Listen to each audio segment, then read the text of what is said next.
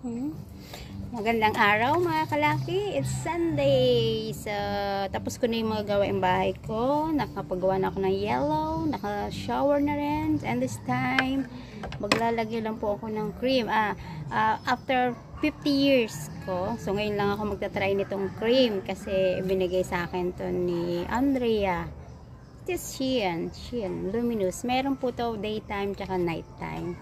So, I think isang linggo ko lang ito nagagamit pa. Kasi sayang. Binigay kasi sa akin to eh.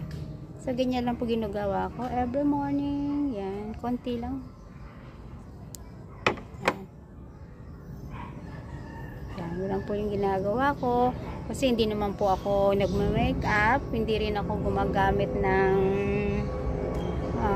polvo o powder. Bihirang-bihira lang po talaga. Hindi lang pa ako sanay. Ako yung tao na pagka-shower, bihis, punta na agad sa work. Konting lipstick, okay na po yun. So, isa, 1, 2, 3, 4 times lang akong na make-upan o nagpa-makeup. Una, nung naghuwarang bata ako, yung natatanging bata, yung honor student taon, ng grade 2. Diyos ko, pinakulot pa ako noon ng nanay ko. Kala ko saan ako dadalhin. First time kong sumakay ng jeep. Mura lang po ang jeep noon, ang pamasahe. Dinala ako sa palengke.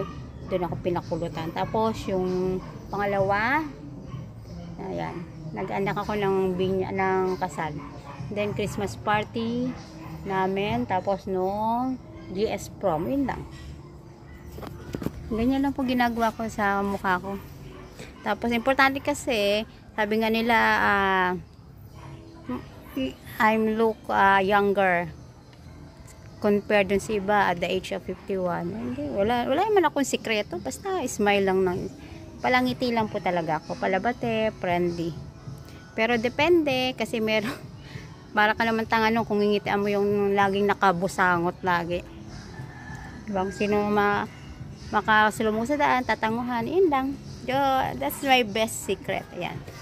That is my best secret. Ayan. Stay happy, calm, and think positive.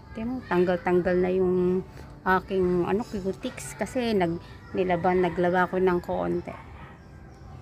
Okay? Yan lang po. Okay? Bye-bye. Keep safe everyone and thank you very much. Bye-bye.